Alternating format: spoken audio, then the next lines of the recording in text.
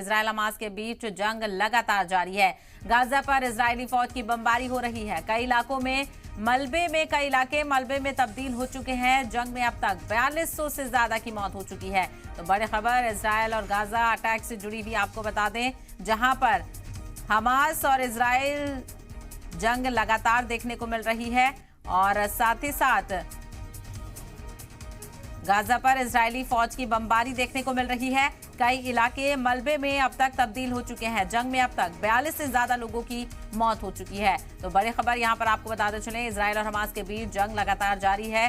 कई लोगों की मौत यहां पर हो चुकी है। मासूम जिंदगियां यहां पर लगातार खत्म हो रही हैं। तो वहीं गाजा में जो बहरान है वो बढ़ता हुआ नजर आ रहा है। पानी भी एक बड़ा मसला यहां पर बनता हुआ नजर आ रहा है। 4200 से ज्यादा लोगों की मौत इस जंग में अब तक हो चुकी है। कई इलाके मलबे में तब्दील हो चुके हैं। कई लाख लोग बेघर यहां पर हो गए हैं। तो इजराइल और हमास की जंग जारी है। गाजा पर इजरायली फौज की बमबारी देखने को मिल रही है। कई इलाके मलबे में तब्दील हो चुके हैं। तो वहीं जंग में अब तक 4200 से ज्यादा की मौत हो चुकी है।